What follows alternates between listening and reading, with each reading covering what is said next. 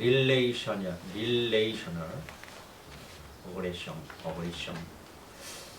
어그리션. 이게 이제 이게 뒤에가 이게 공격성이라는 거고 앞에가 관계라는 릴레이로 달린다고 그러죠. 릴레이셔널. 관계적 공격성이라는 게 공격성 따로 관계 따로입니다.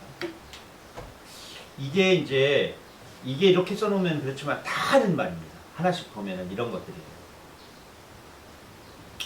이제 관계적 공격성을 먼저 이제 알아야 되는데 이게 청소년기에 우리가 공부를 하는 기본적인 관계 속에서 나오는 공격적인 행동들입니다. 이게 노골적으로 폭력만이 아니에요. 전혀 폭력을 쓰지 않는 관계적 공격성이 있어요. 그 대표적인 게 무시. 한 애를 그냥 집단이 무시해버리는. 정말 당하는 입장은 진짜 와서 아는 체라도 했으면 좋겠는데 유령으로 생각해. 유령. 있는 듯 없는 듯. 이것들이 이런 현상으로 나타난다는 거. 이걸 알아야 예방도 하고 여기에 따른 보복적 대응이 무시당하는 애가 또 얘들은 자기들은 아무 일도 안 했다는 거지. 맞지? 무시를 했을 뿐이니까 겉으로 표시가 안 나잖아. 그럼 얘가 무시를 당하다가 보복적 행동을 한단 말이야. 그럼 얘만 처리할 수가 없단 말이지. 그 어떠한 행위에는 행위 이전에 분명한 뭐가 있어요. 근데 모르면 행위만 보게 돼요. 행위. 결과만 보게 되는 거죠. 소리를 지른다거나 학교를 가기 싫어한다. 그 이유 이전에 관계적 공격의 예시는 다음과 같습니다. 첫 번째, 무시. 한번 읽어보세요. 하나씩 쭉 읽을 겁니다. 시작. 한 청소년. 무시. 한 청소년 또는 청소년 그룹이 무시 행동에 참여할 수 있습니다. 때로는 이유가 명확하지만 대상은 자신이 무시당하는 이유를 모를 수도 있습니다. 무시하면 대상에 상당한 스트레스를 줄 수 있습니다. 사실 무시당한 청소년들은 친구가 화를 내는 이유를 파악하기 위해 하루의 대부분을 보낼 것이고 종종 걱정과 불안에 압도될 것입니다. 때로 대상은 무시하는 자들에게 맹비난을 가하고 보복을 시도하여 상황을 악화시키는 경우가 많습니다. 지금은 이게 무슨 지금 처방이라든가 지금 이런 어떤 부분이 아니라 이 관계적 공격성이라고 하는 부분에 대한 학습이에요. 왜냐면은 우리가 어떤 답이 딱 있는 게 아니야. 상황에 따라 너무 복잡해. 그리고 단순히 이 상황에서 딱 일어난 게 아니고 오랜 시간 동안 쌓여온 경우도 있어. 초등학교 때부터 이어져서 중학교, 고등학교 때 나타나는 경우도 있고 또 이게 가정하고도 연결되는 경우도 있고 부모 사이의 문제가 자식한테 오는 경우도 있고 그러니까 일단 이러이러한 유형들이 있다는 것을 먼저 한번 파악을 하는 겁니다. 두 번째, 개인정보 공유. 개인정보 공유. 이것은 한 청소년이 친구에게 속마음을 털어놓고 그 친구가 가서 다른 사람들과 기밀 정보를 공유할 때 자주 발생합니다. 네.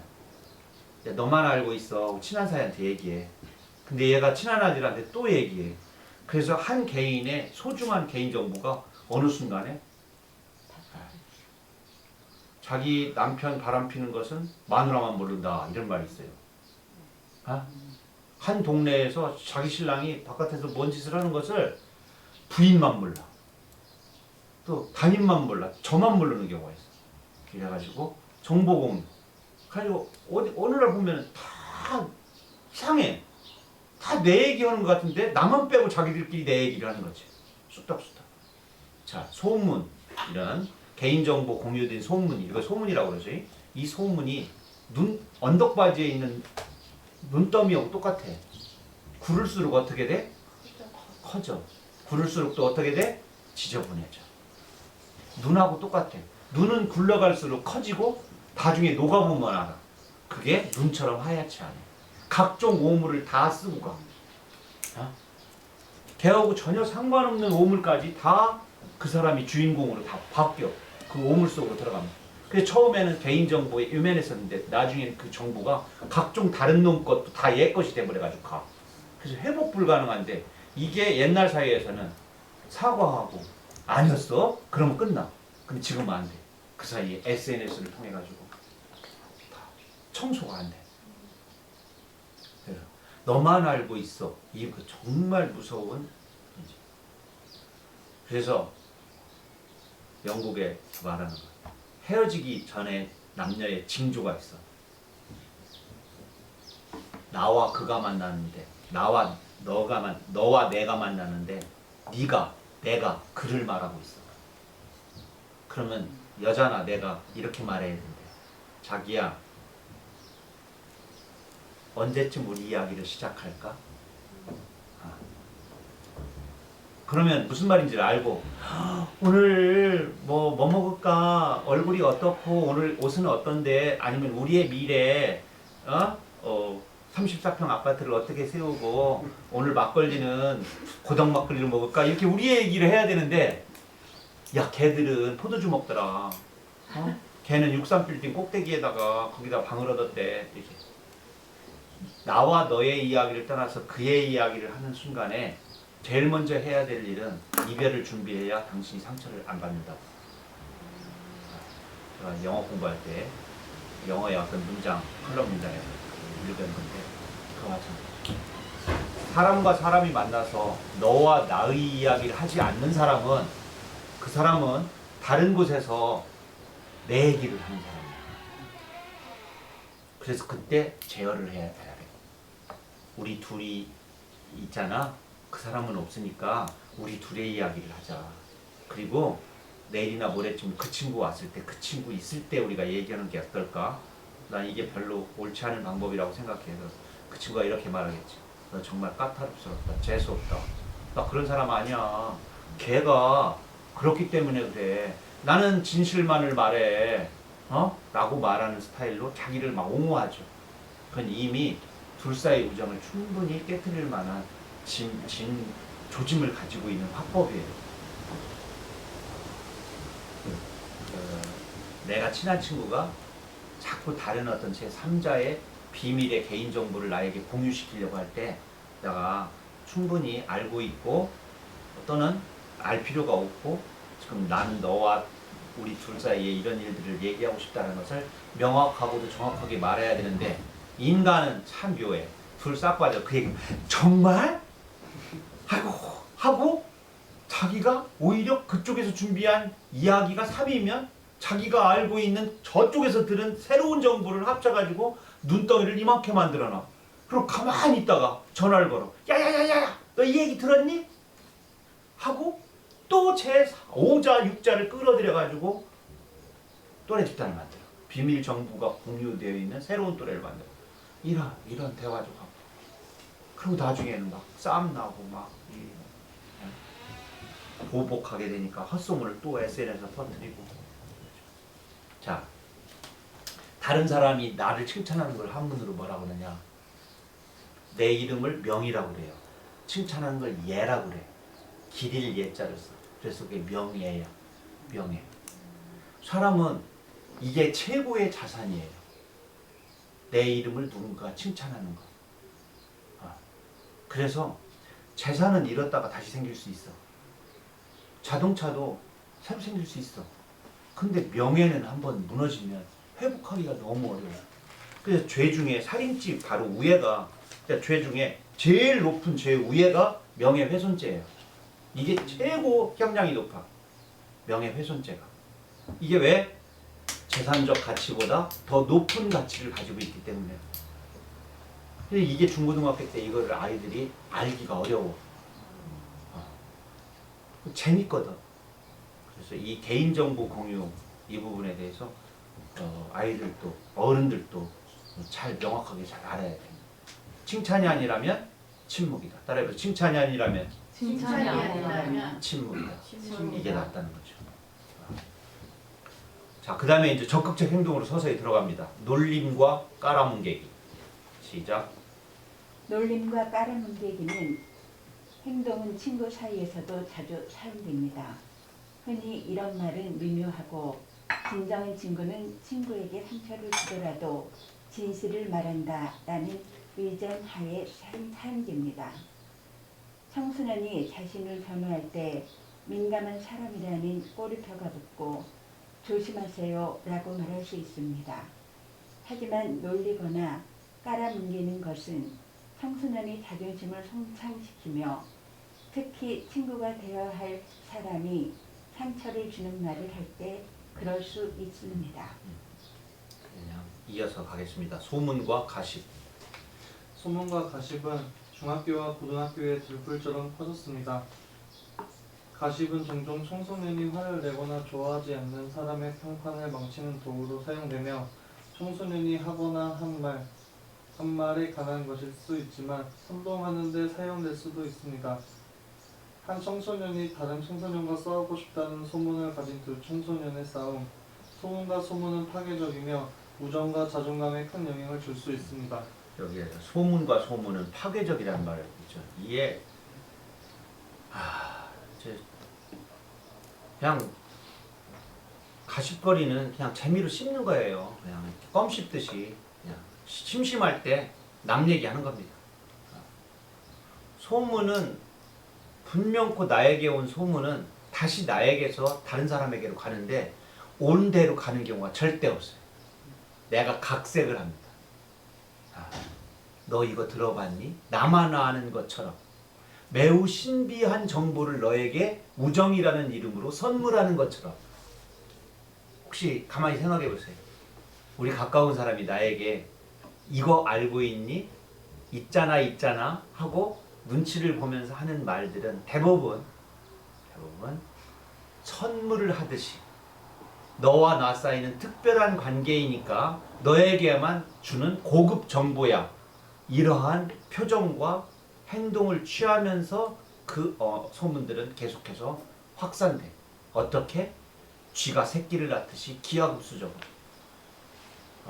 들불이 번지듯이 무방비, 방향도 없고 높낮이도 없고 밤낮 없이 그냥 퍼져버려. 그것도 일순간에. 옛날에 제가 이곳으로 발령을 처음 받을 때 그곳은 매우 폐쇄적입니다. 이렇게 말하지 않고 저희 가장 가까운 분이 이렇게 말을 하셨더라고요. 네가 그곳에서 방귀를 뀌면 네가 버스 타고 나오기 전에 사람들이 코를 막고 있다. 이렇게 얘기하더라고. 그만큼 소문이 이렇게 빨리 퍼지고 그러니 행동거지를 매우 조심을 해야 된다라는 말을 겁나게 또렷하게 기억해요. 1987년에 들은 그 말을. 네가 그곳에서 방귀를 뀌면 네가 그때 이제 버스 타고 다닐 때니까 버스를 타고 시내에 나오기 전에 나와보면 사람들이 다 네 얼굴을 보고 코를 막고 있다. 이런 말을 벨라미 우리 웰메이드 사장님께서 저한테 주신 충고였습니다. 그 말이 주는 어떤 것들이 이 지역을 폄하하거나 이러려고 그런 게 아니라 그만큼 새로운 사람들이잖아요. 이 공간 속에 교사라고 하는 새로운 사람들이 1년에 5명, 10명 정도 새로 부임하면 그 사람들이 여기 와서 하숙을 한단 말이에요. 하숙. 선촌의 최신의 2층, 그 다음에 저 공고 밑에 있는 그 집도 지금 보건소짜리 그 옆으로 해서 거기서 선생들이 하숙을 해. 그럼 어디로 와? 저녁 때 다 여기 일잠주점, 시장주점, 갈산 호수식당, 그 다음에 약속 레스토랑, 그 인발로 요 지역에서 3, 3, 5 그때 여기에 다방이 5개가 있었어요. 아가씨가 2명씩 있었어요. 두 잔을 딱 갖고가지고 두 잔을 팔면서 꼭 앉아가지고 옆에서 이렇게 앉아가지고 노래 한 곡 발사를 해야 다음 장소로 이동하는 프로그램이에요.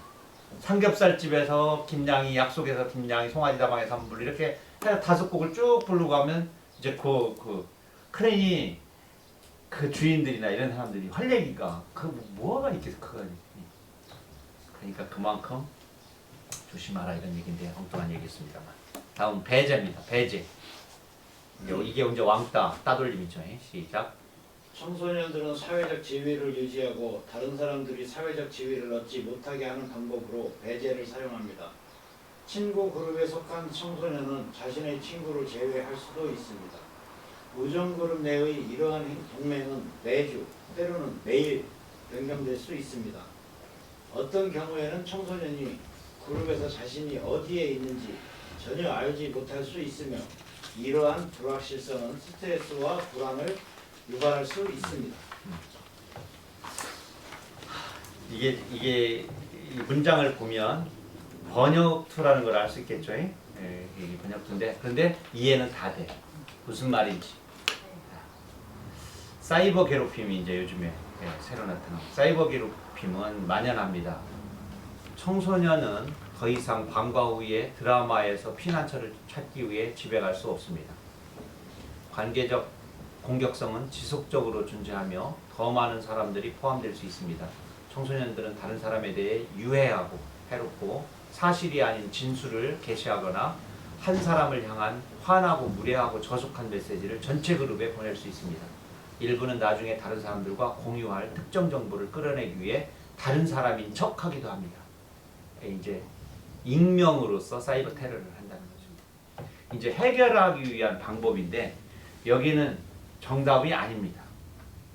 여기에 지금 나와 있는 것은 정답은 아니고 해결을 하기 위한 어떤 적정한 이야기이지 딱 집을 수 없는 거는 대부분 모든 가십이든 배제든 무시든 이 관계적 공격성은 그 관계의 다양성과 그 관계의 특이성에 따라서 그러면 공격의 다양함과 공격의 양태에 따라서 해결 방법이 그때그때 다 다릅니다. 어떤 때는 밀실에서 어떤 때는 공개적으로 어떤 때는 경찰을 이용하거나 법을 이용해서 어떤 때는 타 이름으로 아니면 합숙으로 동행 그때그때 다 다르고 어떤 거는 1대1로 어떤 거는 집단으로 어떤 거는 함께 이룬 일들을 개별적으로 하는 경우도 있고 다 또래를 뭉쳐서 하는 경우도 있고 그래서 그걸 정확하게 판단하고 이런 거는 매우 심리적으로나 경험적으로 또 많이 공부한 사람들 또 경험이 축적된 사람들 그리고 중요한 거는 그들에게 신뢰를 받는 사람이 해야 돼요. 아 선생님 뭐요 선생님 도와잖아요 라든가 걔가 나를 지도하거나 카운셀링하는 대상을 믿지 못하거나 무시하게 되면 관계는 더 악화되는 거죠. 너나 잘하세요 이런 거 있잖아요. 이런 마음이 상대방에 생겼을 때는 그냥 말을 걸어올 때까지 좀 기다려주고 더 큰 폭력으로 번지지 않을 정도의 단절과 기다림 이런 것들이 오히려 유용할 때가 많죠. 신뢰가 쌓여야 되니까. 그래서 여기에 이제 공감 교육, 의사소통, 행동 모델링 이런 여러 가지들이 있습니다. 그리고 청소년들이 자꾸 이렇게 무시당하고 이럴 때 자기 주장을 잘 못해. 아니오라는 말, 아니오의 학습 이걸 잘 못해요. 제 시에 아니다 있잖아요. 아니다, 아니야, 아니야. 어린아이들은 100%예요.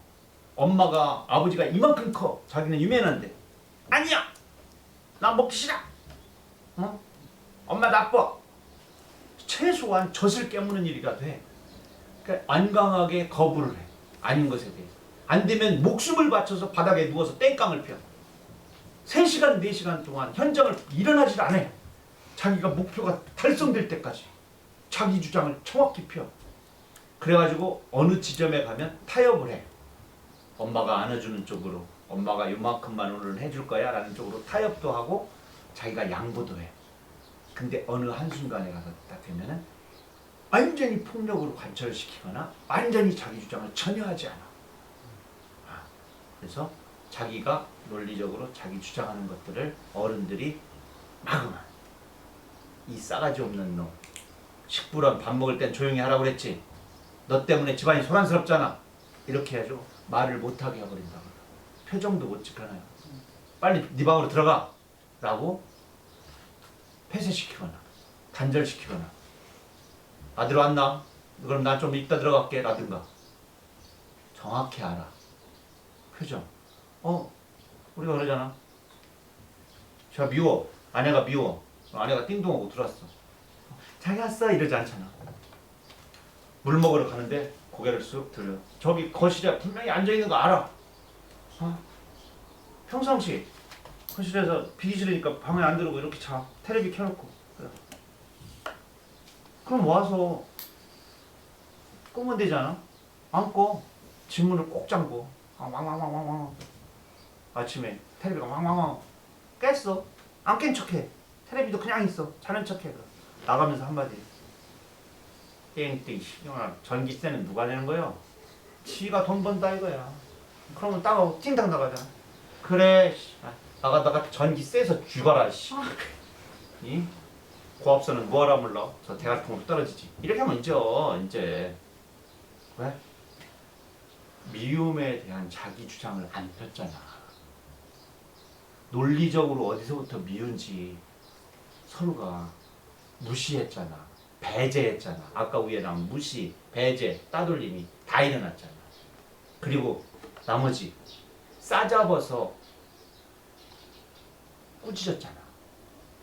싸잡아서 전기세는 누가 다 내는데 이 지랄이요. 지금까지 모든 알뜰살뜰하게 살아온 아내의 모든 행동을 그 한마디로 싸잡아서 너는 내가 벌어다 주는 돈을 함부로 쳐잡수는 아주 나쁜 소비 이런 식으로 싸잡아서 매도를 해버렸잖아. 그게 사소한 말인 것 같은데 그게 자기 가슴 속에서 나온 거야. 사랑이 아니라면 침묵이다. 그렇지? 숙제 이런 게 낫지. 다음 이따 일찍 올게. 그럼 여기서 와라 일찍 온디야. 그냥 넓은 평수는 아니더라도 막걸리에다가 삼겹살이나 먹자고 정록이가 앞에 20평 허공도 선물해 준다고 했어. 유머가 없는 삶은 지옥이야. 우리가 희망을 갖게 하고 하늘의 별을 반짝이게 하는 거는 유머와 웃음과 배려 이런 거 아닙니까? 유머를 학습해야 돼. 학습. 유머는 참 정말 보배로운 관계의 선물이야. 선물. 관계의 선물. 고개 돌리고 무시하고 싸잡아서 매도하고 이런 것들이 학생들 사이에서만 사실 나타나는 게 아니야. 그것들은 대부분 기성세대로부터 조금씩 학습돼야지. 그래서 여기 자기 주장을 펼쳐라.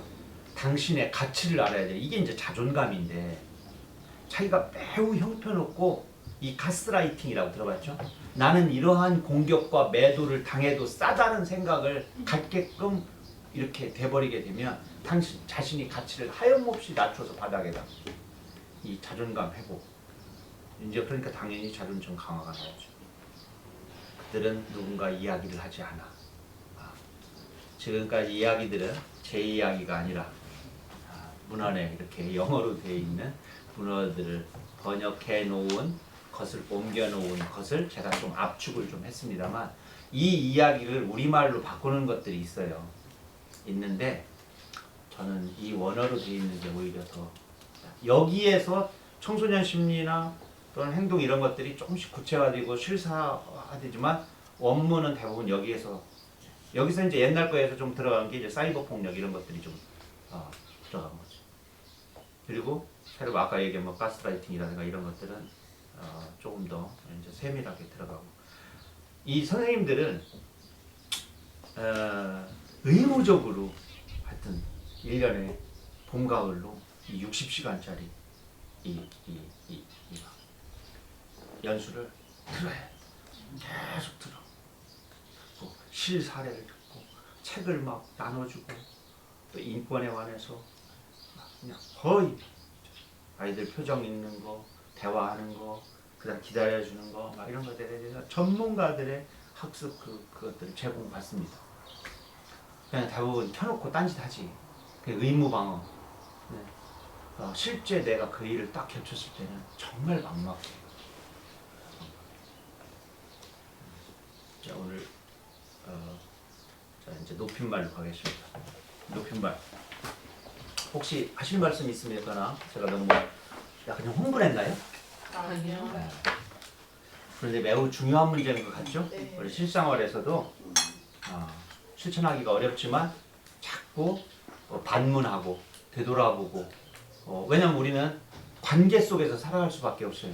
가까운 부부 관계부터 시작해서 아버지와 아들, 나와 또 어머니, 또 이웃 마을, 그리고 내가 집단, 인간의 사회적 동물이기 때문에 집단 속에서 살면 여기 와서 인문학 공부를 하더라도 우리들 사이에서도 존중과 배려가 다 필요한 그런 관계 속에 있는 거니까.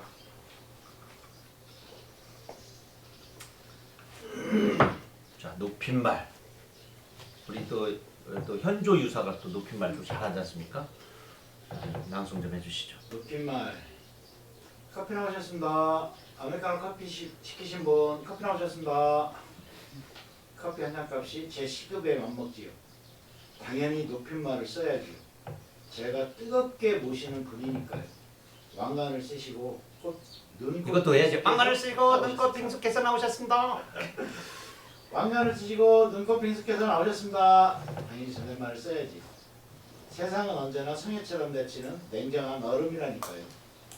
커피가 나오시면 진동벨에 불이 들어오실 커피가 나오시면 이렇게 거기가 하는 말이에요. 다시. 커피가 나오시면 진동벨에 불이 들어오실 겁니다. 천국의 맛으로 인도하실 겁니다. 엔젤리너스 두 손으로 잘 받으십시오. 태초에 빛이 있으셨지요. 부르르 전열이 있으셨지요. 잘했습니다. 박수. 아이고 참 이두성치하는 분이 나가서 참 무슨 일 이렇게 한 30살 낮춰서 쉽지 않은. 자 우리가 처음 잘 익숙하지 않은데 사물존대라는 말 들어봤어요? 네. 사물존대. 주문하신 아메리카노 나오셨습니다. 커피가 뜨거우시니 조심하세요. 값은 32,000원이세요. 여기 거스름돈 있으세요. 사람이 아닌 물건의 높임말을 쓰는 사물존대 화법의 대표적 사례입니다. 커피 나왔습니다. 뜨거우니 조심하세요. 값은 32,000원입니다. 여기 거스름돈 있어요? 라고 써야 맞습니다. 왜 헷갈리죠? 요즘에 진짜 아주 그냥 그 GS 뭐 이런 데 있잖아요. 세븐일레븐 이런 데 가면 그 학생들 막 그냥 좀 너무 심해. 또 앉으실게요? 뭐라고 하나? 뭐 이상한 또 존대가 있어. 뭐뭐 하실게요인가 뭔가. 네, 그 왔어요. 간접 존대. 이 사물 존대와는 조금 다른데 주어가 사물이지만 상대방의 신체나 마음, 소유물 등을 높이는 간접 존대가 이건 가능합니다. 이건 올바른 표현이에요. 눈이 참 부리부리하세요. 눈이 이게 사물인데 이 눈을 소유하고 있는 게 사람이란 말이야. 신체 일부기 때문에 눈이 참 부리부리하시네요. 참 슬픔이 깊으시겠어요. 선생님 구두가 참 멋있으세요. 고객님 성함이 어떻게 되십니까? 같은 표현이에요. 여기서 눈, 슬픔, 구두, 성함 등은 사물이지만 높이려는 상대에게 직접 속해 있기 때문에 커피, 입장권과 이런 것과는 구분이 된다. 다만 선생님네 애완견이 정말 귀여우시네요. 이건 귀여운 게 선생님이 아니고 애완견이잖아. 이런 경우는 사물존대이기 때문에 틀린 말입니다. 그래서 간접존대와 이 사물존대. 사물존대는 무조건 하면 안 됩니다.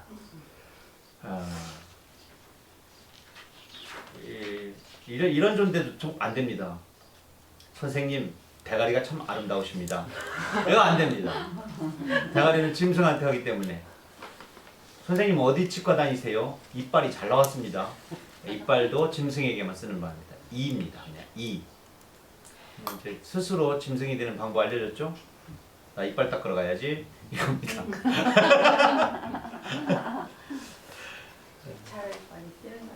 슬픈 종착, 뒤지기는 좋겠다. 30살쯤이면 너를 더 좋아할 거야. 내 이름을 입에 달고 살 거야. 약사, 세무사가 꾸민 친구도 검사, 변호사, 감리사, 사업가가 꾸민 애들도 다들 주문처럼 내 이름만 부를 거야. 규지가, 오 정규지가. 청소년이 선호하는 직업 1순위, 여학생은 공무원, 남학생은 대기업이라고 합니다. 하지만 앞으로 유망 직업은 로봇, 에너지, 건강. 다시 시작. 로봇, 에너지, 건강. 이 미래 직업에 대해서 참 물어보는 경우 로봇, 에너지, 건강. 그 외에도 조금 있습니다. 여기에 보면 이제 첫 번째 테마 로봇인데 코로나 대유행으로 비대면 서비스가 근데 천안 오면 요새 로봇 서비스하는 식당 많아졌어요. 그러면 딱 음식을 싣고 와서 딱 내릴 때까지 땡땡땡땡 하면서 딱 내리면 딱 지가 딱 되돌아서 주방으로 막 또 혼자 가. 그 노선이 학습돼 있는 대로. 거기서 번호표 누르면 얘는 딱 가다가 사람 만나면 또 서서 기다렸다가 사람 없으면 이렇게 감지 능력이 또 있어서. 아. 그래서 사람은 뭐 하느냐? 그렇게 손쉬운 음식 나르는 건 로봇이 하고 고기 굽는 일은 걔가 못이야. 아? 고기가 타셨습니다. 이렇게 되잖아요. 그래서 고기 굽는 거를 사람이 하고 그 쓰리 막 이런 거를 하고 아주 폼 나는 건 걔가 한다니까. 띵동 와가지고 하고 인사말도 맛있게 드세요. 막 이런 거 제가 다 해. 이게 지금인데 이게 이제 로봇 공학자, 인공지능 전문가, 드론 개발자, 드론 조종사, 로봇 윤리학자. 이게 앞으로 괜찮은 직업입니다. 무인 자동차 엔지니어, 로봇 자산 관리 서비스. 제가 이제 이것저것 조사해서 제가 한번 합쳐봤습니다. 두 번째 직업은 에너지, 기후 변화 좀 많이 들어보죠. 신재생 에너지 전문가, 기후 변화 대응 전문가, 스마트 그리드 엔지니어. 이게 뭐냐면 스마트 그리드 엔지니어, 값비싼 전기와 정보 통신 기술을 결합하여 지능형 전략이 아니라 전력망을 개발하는. 또 그 다음에 해양 에너지 기술자, 뭐 조력 발전소라든가. 그러니까 태양, 파도의 힘, 또 땅 속에서 나오는 지열 이런 것들을 이용해서 신재생 에너지를 하는 이런 부분. 또 미래 자동차 분야 스마트 공장 관리자, 원격 조정. 세 번째는 건강. 요게 앞으로 좀 노인 인구 증가 속에서 우리나라가요 2048년에는 가장 고령 국가가 된답니다. 현재 2048년. 그러니까 지금 22년이니까 24년 남았죠. 24년 오면은 혜진 씨 몇 살이에요? 50 정도 되나? 55살이. 55. 그러니까 한참 생산하는 나이 15년은 그때 당시 70살까지 일해야 되니까. 그때 당시에 지금 일하는 부분에 한 40%, 30%는 노인들을 위해서 그러니까 좀 봉사를 해야 되고 내가 또 그 자리에 가면 이제 밑에 또 후손들이 또 그렇게 하겠죠. 고령화의 가속화가 이러니까 이제 건강 관련 직업, 의료기기 개발자나 노인 전문 간호사, 또 헬스케어 컨설턴트, 노년 플래너. 요게 이게 이제 나중에 죽음까지 장례까지 다 관리하는. 내가 노년에 딱 드는 여기서부터 나를 관리하는 이 사람이 내가 월 10만 원씩을 준다. 그럼 내가 나를 관리하는 사람에게 그럼 이 사람은 저 여러 가지 이렇게 사람들을 많이 관리를 하는 거죠. 그 밑에 여러 사람을 두고 이런 어떤 직업이 많이 원격 진료 코디네이터 이런 것들이 앞으로 새로 가장 그냥 공무원 3D 없죠. 3D 없죠. 왜냐하면 대면하고 막 민원 많고 그래서 요 개설구는 이제 중학생들을 위해서 중학생들의 자존감을 위해서 가사를 하나 좀 노랫말을 써달라고 우리 백창호 선생님 해서 제가 노랫말로 썼는데 불려지는 건 한 번도 못 봤어요. 만들었어. 만들었지? 어디서 부르는지 모르겠어. 지금 나는 아직은 나는야 멋진 게 좋아. 나는야 아직은 빛 좋은 개살구. 이게 자존감 수업이라는 아주 엄청나게 팔린 책의 일부분입니다. 우리는 자존감에 올라타 중심을 잡고 살아야 할 운명인데 자존감은 자전거처럼 쉴 새 없이 움직인다. 자전거를 타는 동안 우리는 분명 한두 번 넘어질 것이다. 자전거를 배운 지 30년이 넘은 사람도 가끔 넘어지고 깨지는 이치와 같다. 하지만 자전거를 일으켜 다시 올라탈 줄 알며 상처를 치료할 줄 아는 사람은 더 이상 자전거를 두려워하지 않는다. 오히려 자주 타고 싶고 애용하며 즐기게 될 것이다. 그러니까 자존감은 그냥 딱 고정되어 있는 것이 아니다. 끊임없이 자기가 관리해 나가고 키워 나가야 되고 모든 자존감의 특징이 상처를 입어요. 그래서 우리가 야 자존감에 상처 입었다 이런 말 많이 쓰잖아. 그것을 자기가 케어할 줄 알아요. 더 큰 자존감을 세워날 수 있는 회복적 탄력성이라고 해요. 회복 탄력성을 가지고 있어요. 탄력적으로 자신을 치유하고 회복시킬 수 있는 능력이 있어요. 예, 이게 회복 탄력성이 없는 사람들 좌절감 느끼고 정의감에서 한번 무너지고 이렇게 되면 회복 탄력성을 없어지고 이것 때문에 이 범죄인들이라든가 이런 사람들에게 회복 탄력성을 심어주는 프로그램들을 또 하나의 직업으로 또는 프로그램 하는 경우 어려운 말 중에 회복적 정의, 회복 탄력성 이런 말들이 있습니다.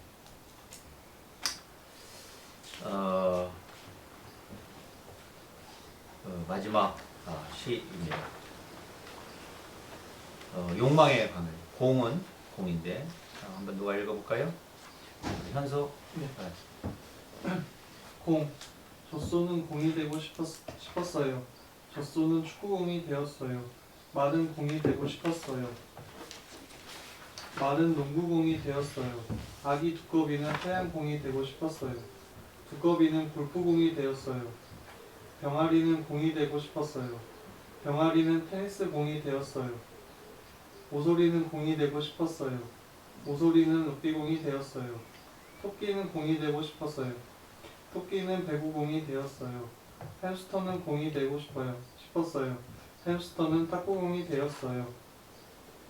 축구공은 잔디밭이 되고 싶었어요. 농구공은 호박이 되고 싶었어요. 테니스공은 귤이 되고 싶었어요. 배구공은 가로등이 되고 싶었어요. 탁구공은 호랑이 어금니가 되고 싶었어요. 럭비공은 수세미가 되고 싶었어요. 할머니는 공이 되고 싶었어요. 할머니는 무덤이 되었어요. 무덤은 풀밭이 되고 싶었어요. 풀밭은 소녀 가슴이 되고 싶었어요. 소녀의 가슴은 탁구공처럼 콩콩거렸어요. 늙은 호랑이 어금니에서 빠져나온 탁구공은 할아버지 웃음소리 되었어요. 뭔 말인가 막 계속 A가 B로 변하고 B로 변하는데 유사하는 탄생에서부터 나중에 무덤 쪽으로 가면서 이렇게 유니사이클을 만들어내는데 이게 이제 남들과 다른 길, 평범하지 않은 길을 가고 싶다면 먼저 다음 물음에 분명한 답을 찾아야 합니다. 이거를 알아야 돼. 너 남들과 다른 거 하고 싶어? 평범한 길 아닌 거 가고 싶어? 할 때 이 질문. 나는 세상이 어떻게 바뀌기를 원하는가? 난 세상이 정의롭게 바뀌기를 바래. 그러면 그 정의롭게 바뀌는 일에 내가 일을 하면 돼. 세상이 좀 편리한 세상이 되었으면 좋겠어요. 그럼 편리하게 만들어지는 뭐 도로를 개발하든 자동차를 개발하든 이 일을 하면 됩니다. 그러니까 나는 세상이 어떻게 바뀌기를 나는 세상이 깊이 생각하는 사람들의 이러면은 인문학자가 되어서 그 프로그램을 진행하면 됩니다. 나는 세상이 내 작품을 읽고 정말 감동하고 이런 사람이 되었으면 좋겠어. 그러면 작가가 되는 거예요.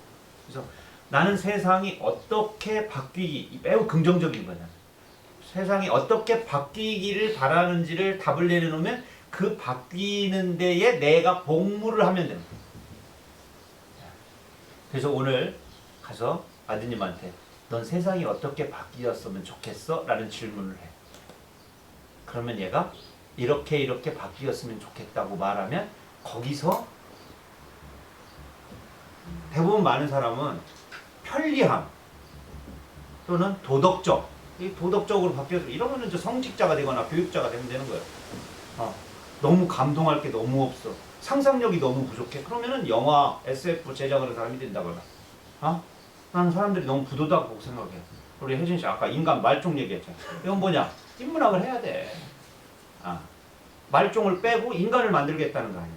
그러니까 안에 어떻게 바뀌고 싶은 것에 대한 답을 내리는 게 가장 좋아. 너는 무엇이 되고 싶어? 라고 말할 때 대부분 많은 사람들은 직업을 말해. 저는 의사가 되고 왜? 그럼 돈 많이 벌잖아요. 이거는 가장 하등적 대답이에요. 의사가 되어서 세상을 어떻게 바꾸고 싶은데? 그래? 아픈 사람, 병든 사람, 이런 사람이 덜 아프게 하는 어떤 일을 하고 싶어요. 아픈 사람이 없는 세상으로 바뀌었으면 좋겠어요. 라고 말을 할 때 의사가 나오고 심리치료사가 나오고 그 다음에 이렇게 뼈마디 맞추는 무슨 이렇게 뭐라고 그러지? 이렇게 주물러가지고 뭐 하는 도수 치료하는 사람 물리치료사 이렇게 나오는 거지. 나는 세상을 좀 맑게 보는 그런 눈을 가진 사람을 만들고 싶어요. 그러면 최소 안경공학자가 되잖아. 어? 그래서 이렇게 어떻게 바뀌었으면 좋겠다는 것을 명확히 아는 사람들이 많아질수록 세상이 어떻게 되겠어? 좋은 쪽으로 바뀌는 거지. 전 돈이면 다 돼요. 누구한테 그런 말 배웠어? 우리 아버지가 그러대요. 돈이 장땡이라고. 그럼 화투장 사가지고 막 장땡만 모아. 어? 장만 48장을 모아놓고 아버지도 장땡, 나도 장땡, 패만 받으면 장땡이네. 어? 화투를 막 50패 사가지고 38 방땡만 모아가지고 어?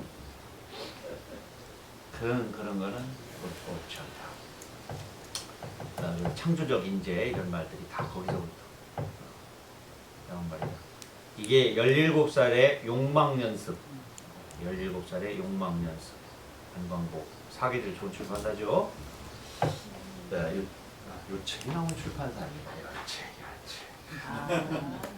아이고 이런 것을 조크라고 합니다만 모든 조크는 경제적 이익과 연결됐을 때 아주 가치롭습니다. 네.